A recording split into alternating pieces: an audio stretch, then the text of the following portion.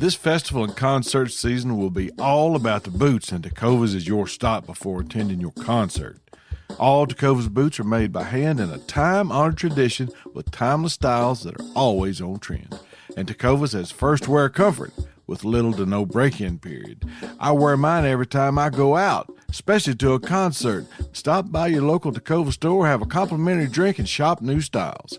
If you can't make it to a store, just visit tecovas.com, that's TECOVAS.com, and find your new favorite pair of boots today. There's nothing like snook hook sets at dawn or catching a tarpon in the moonlight. Find your next fishing trip made easy on fishingbooker.com and experience the magic of the Sunshine State or any other destination on your fishing bucket list. Book a blue water adventure in search of sailfish or go snapper fishing with the kids. With over 6,000 captains and trips to choose from, planning your next one just got a whole lot easier. Download the Fishing Booker app on the Google Play or App Store or visit them online at fishingbooker.com to book your trip today. Outdoor adventures won't wait for engine problems. Things like hard starts, rough performance, and lost fuel economy are often caused by fuel gum and varnish buildup. Seafoam can help your engine run better and last longer. Simply pour a can in your gas tank. Hunters and anglers rely on Seafoam to keep their engines running the way it should the entire season.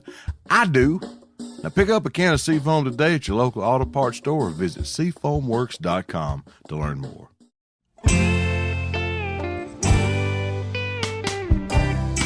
Welcome to This Country Life. I'm your host, Brent Reeves. From coon hunting to trot lining and just general country living, I want you to stay a while as I share my stories and country skills that'll help you beat the system. This Country Life is proudly presented as part of Meat Eaters Podcast Network, bringing you the best outdoor podcasts the airways have to offer. All right, friends, pull you up a chair or drop that tailgate. I think I got a thing or two to teach you. Where to eat when you're on the road. Who's hungry? Hungry? Brent, what do you mean who's hungry? What's hungry got to do with it? If it's time to eat, let's eat. So it's time and you're in an area you ain't familiar with, so what you gonna do? How you gonna find a spot that's got the victuals you like without eating the same old thing at the clown's place or at that other burger joint where the dude wears the crown and the breeches like Shakespeare? Well, I'm gonna tell you. We're going to cover all of that and more, but first, I'm going to tell you a story.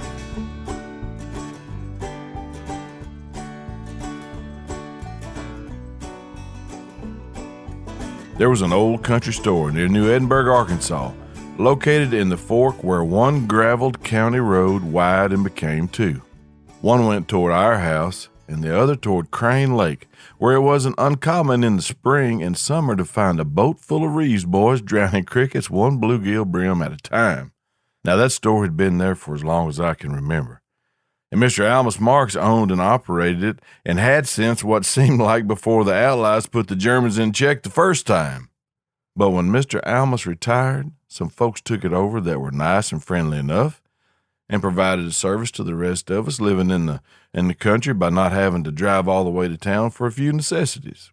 The only issue was while they kept the store clean, their personal hygiene habits were somewhat suspect. That's not true. They weren't suspect at all. They were non-existent. So we didn't buy sandwiches that they made there, but we would get lunch meat, bread, and other packaged groceries. My dad and I were headed home one evening from the lake, and as we got inside of the store, Dad said, "How about we fry up some bologna for supper?" Now let's talk about fried bologna for just a minute. It's one of those things that if you know, you know. Our bologna had a first name, and it wasn't OSCAR like that old Oscar Mayer jingle suggested. It was PETIT and stood for Petit Jean Bologna, that was and continues to be made right here in the great state of Arkansas. And when I say there's no comparison between how good Petit Jean bologna is, fried or otherwise, when compared to every other facsimile of lunch meat calling itself bologna, you better pay attention, because I have just rendered unto you indisputable facts from the book of Brent for the people of Brent. It is that good.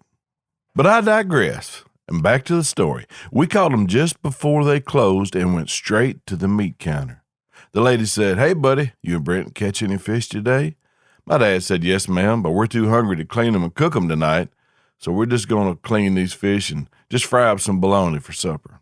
With a smile that had teeth but resembled a fence around a haunted house, she smiled and said, "How much do y'all want?"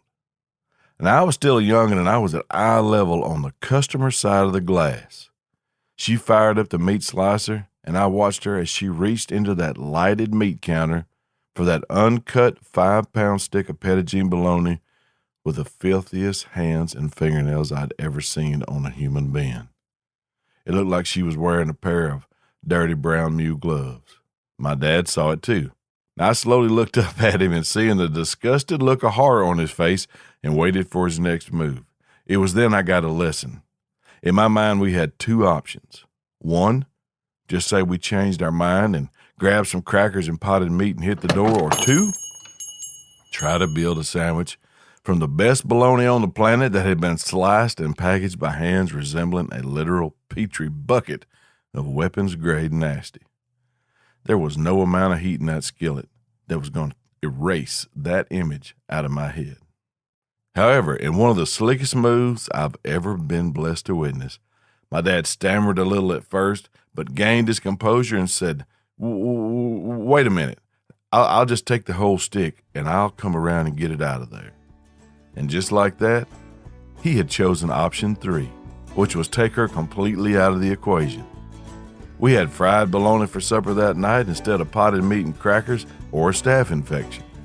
As a matter of fact, we had fried bologna for quite a while, and that's just how that happened.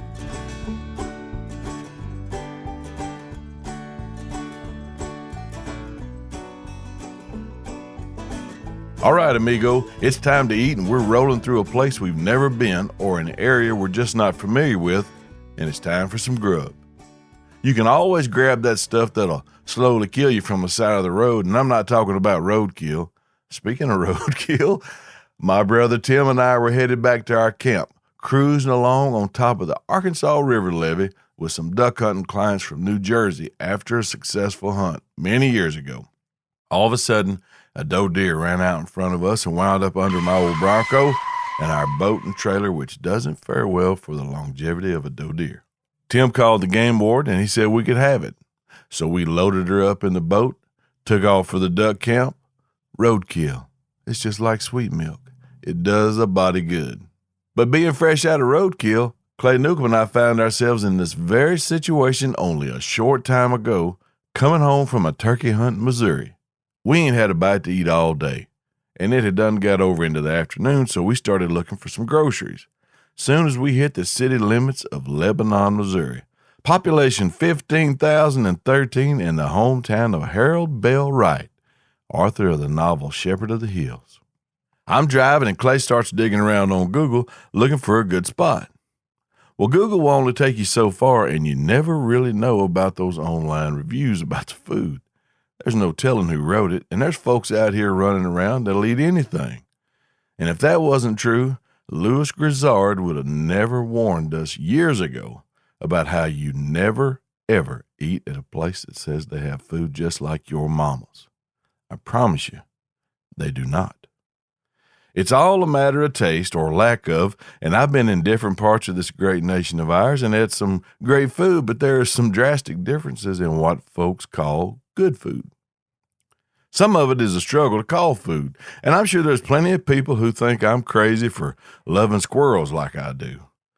My wife is one of them, but what does she know? Her judgment is obviously suspect from the company she keeps. And my dad, who killed more squirrels than any person I know on this orbiting rock we call Earth, wouldn't have ate one if he was starving to death. That's a true story. But that's fine. More for me, and I ain't got to share. So back to Lebanon and mine and Claybo's hunger pangs. He mentioned something about a Mexican place he was reading about, and I like Mexican food. My wife, Alexis, who is from Texas, could eat it for breakfast, but I get kind of burnt out on it after a while, so I told him to look for something a little more north of the border. About that time, he said there's a barbecue and a fish place right up the road, according to Google. Ah, fish. I know it's going to be catfish, and I could eat fish every day. And if they've got barbecue, my kind of barbecue, then it went oink instead of moo prior to its arrival to the restaurant. As we got closer, I could see the sign and the vehicles in the parking lot. About as many cars as trucks and a couple of big rigs that were parked there too. Now there's our clues about the food right here, right out in the bald open. Truckers can sniff out a place to eat, but you can't always go by where you see their trucks. Sometimes they have to eat where they can get their trucks parked off the road, so it could be a place of convenient parking more so than the quality of the food. Also, you got to figure in the time of day. If it's in the early afternoon between dinner and supper, the noon and the evening meal, and the parking is at a premium and resembles a slow day at the used car lot, you're probably in for some good victuals. On the other hand, if it's getting close to the time when people normally eat and parking lot is empty, well, that's a sign that they're either closed or they should be. Now, most kids would eat chicken out of a mailbox. Don't matter where you are or what you're doing. It could be the finest Italian, Chinese, or famous steakhouse restaurant, or any food-specific oriented place, and they'll holler, "I want some chicken strips." And I have to admit, I like them too.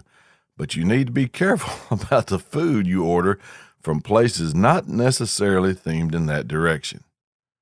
Trout almondine, which I love from a nice place in Little Rock that Alexis and I go to on occasion, is not something I'd order if I saw it on the menu or at a cafe or a diner where you can see in the kitchen and the waitress calls you honey. They might be fine, but a safer bet is the chicken fried steak. That's my default at any place I'm unfamiliar with and don't receive any vibes from the menu or plates of those eating around me. It's hard to screw up a chicken fried steak. Now, it can be done, but come on. It ain't that hard to fix a decent one. I was scrolling through Instagram the other day and saw old Chef Kevin Gillespie sharing his grandma's family recipe for a chicken fried steak that had me hankering for the one that he was cooking before the video ended. I'll tell you one thing for sure. The one he was cooking would have been a safe bet anywhere and anytime. Which brings me back to picking out a place to eat and ordering food from a place you really don't feel is suited to be serving it. Would I eat spaghetti from Baskin-Robbins? No. What about fried rabbit from an Army mess hall? Yes. Would I regret it? Definitely.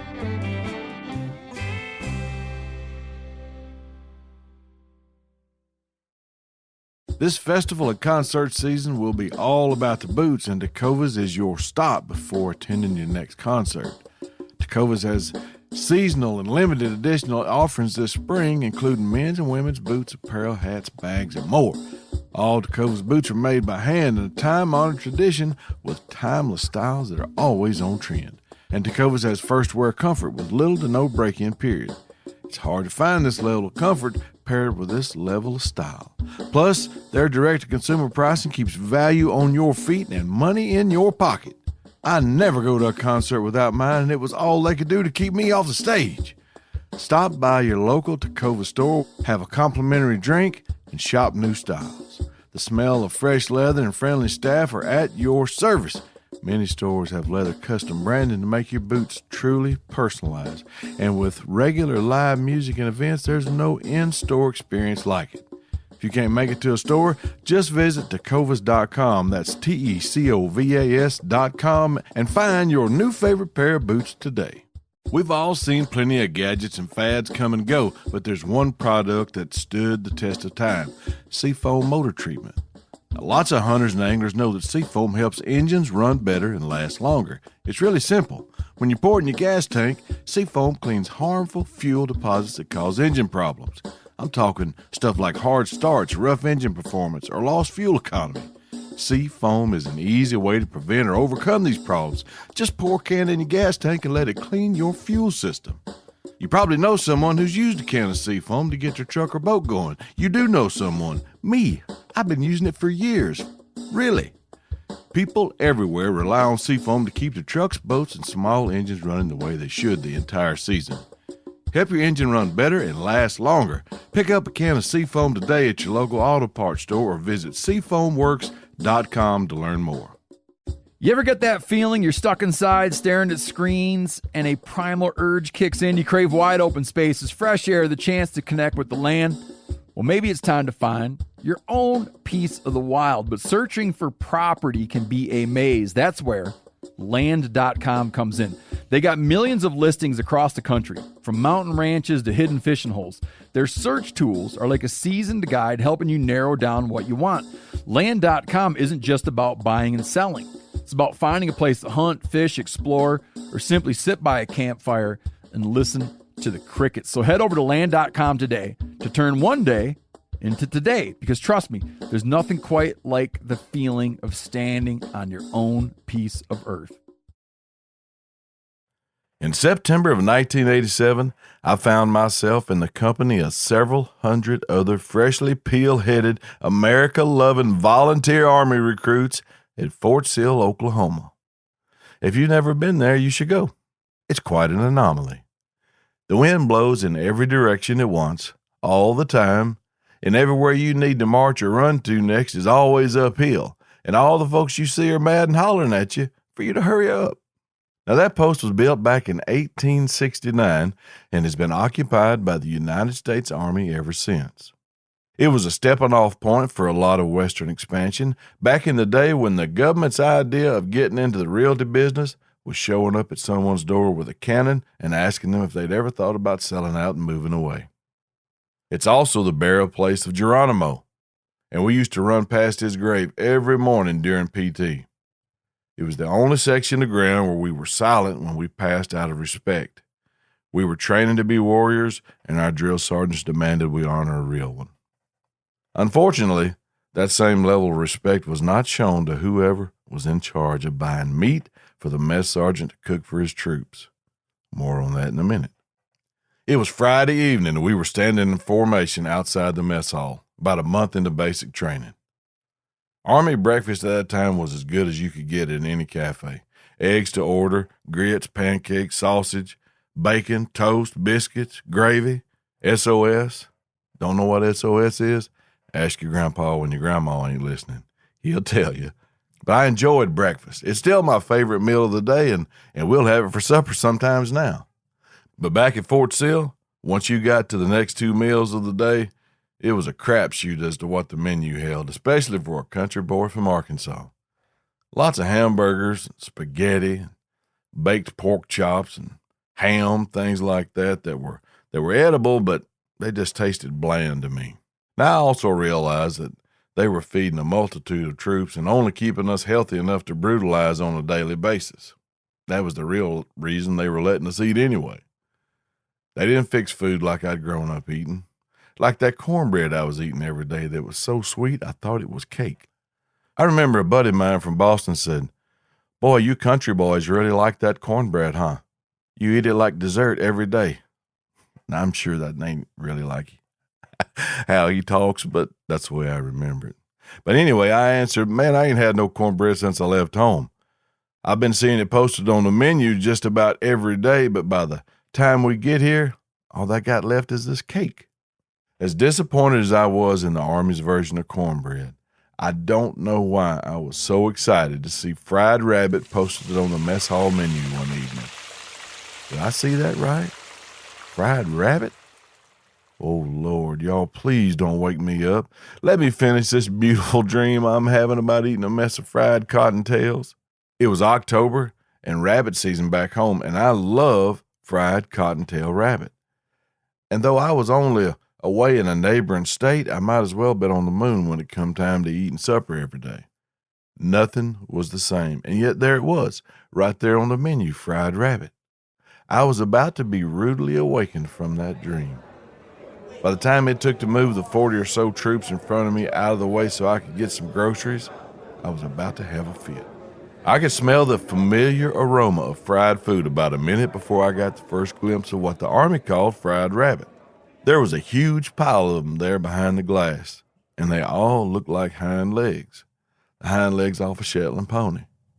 I'd never seen such a sight, and I couldn't imagine how big the rabbit was they'd cut them legs off of. My immediate thought is, I wish they'd left the foot on there so I'd know exactly what critter that running gear had come from that I was about to eat. but they said it was rabbit, and I was excited to eat it. The mess hall PFC looked up at me and said, 1 or 2. Now, wait a minute. They gonna let me have 2 of them? I'm in. I answered, 2, Private. And he dropped 2 of them magnet rabbit hams on my tray, blowing mashed taters and English peas off into the floor and on me like that rabbit's last act of defiance before getting Ed was giving the boys on KP something to mop up after we'd left. Them rabbit legs took up so much space on my tray that I had to tote my cornbread cake in the cargo pocket of my BDUs. There's rules for everything in basic training. Everything. Your drill sergeant is there to encourage you to follow them. He's there to tell you when to eat, how long you can eat, when to stop eating, and when to get up and get out of the mess hall so you can run uphill some more. He's also there to make sure you clean your plate of all the food the Army prepared for you. Every bite.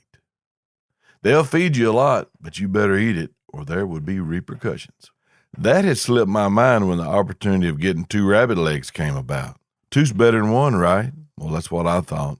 Now, when our drill sergeant finally said we had 5 minutes to eat, I grabbed that first humongous rabbit leg, did a bicep curl to get it up to my mouth, and took a bite. The amount of grease that ran out of the corners of my mouth was enough to have had a small fish fry. It was terrible. It was tough as woodpecker lips, chewed like a tennis ball, and I had 2 of them to eat. That was 36 years ago, and I ain't had a bite of fried rabbit since, not even a nibble. Michael Roseman has some good rabbit dogs, and I love hunting them, so I think I'll try them again this winter, and I'll let y'all know how that goes.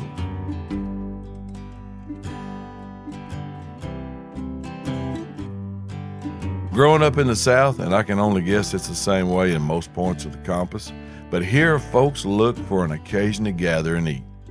Someone died, someone had a baby, somebody got married, somebody had an anniversary, somebody got paroled, whatever.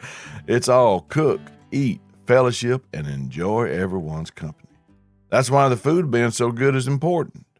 If you're out there on a long trip, it'll help those long ones seem a little shorter. It'll add joy to the good times and comfort to the hard ones.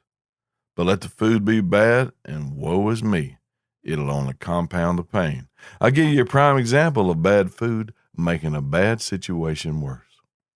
Many moons ago, and before I had the sense equal to what God gave a goose, and before I corrected my self-initiated assault upon my liver and senses, I stumbled home in the early morning darkness on a Sunday morning after making a long night of bad decisions. I'd made so many bad decisions that night that one would think I didn't have any left to make between Mama's front door and my bedroom. But I did. I had one more left in me. And boy, it was a good one. A feller that has restricted his diet to adult beverages for several hours will eventually get hungry. And since I was walking through the kitchen at the time I realized I hadn't eaten anything all day, what better place to stop and fix myself a snack? There were no leftovers in the ice box, so I looked up in the freezer and I found a bag of frozen, breaded chicken strips. They looked fantastic on the picture on the bag. Why not throw a handful of these rascals in the microwave and have myself a snack before hitting the hay? Remember what I said about kids eating chicken out of a mailbox? Well, folks that pour a thief in their mouth all night to steal their brains will eat warmed up raw chicken strips from the microwave and get salmonella poisoning. I'll spare you any more details about what happened a few hours later that continued for a couple of days, but if you're curious as to whether I lived through that literal biblical flood of sickness, I can't tell you, because I'm still not sure. I told my dad about that years later, and he told me that wasn't uncommon for young men to lose their sense of good judgment in an hour of weakness, and that it had happened to him as well. He said he remembered drinking moonshine all night in his youth, and he'd eaten one peanut. The next day he woke up, he felt so bad he swore he'd never eat peanuts again.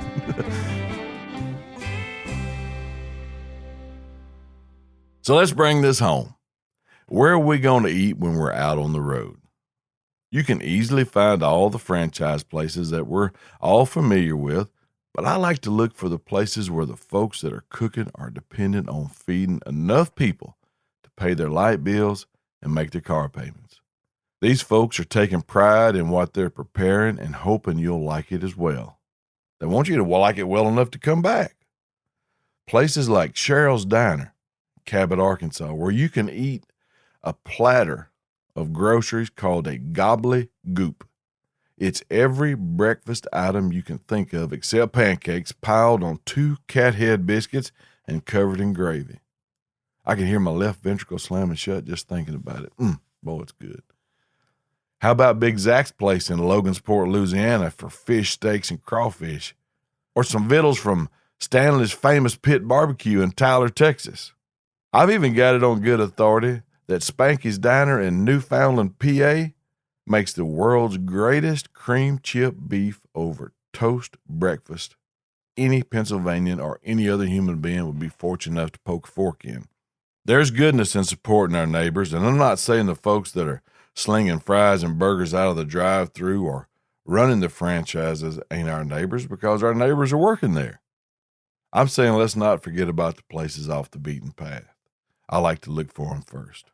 Make sure that late-night chicken's cooked thoroughly, and if you ever find yourself in Lebanon, Missouri, and have a hankering for some catfish, Dowd's Catfish House and Barbecue about a half-mile off of Interstate 44 is a safe bet.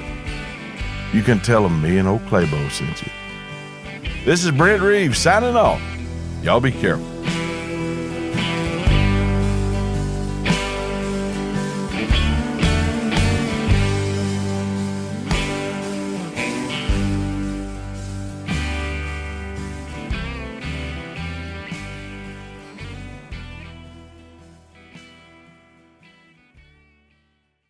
This festival and concert season will be all about the boots, and Tecovas is your stop before attending your concert.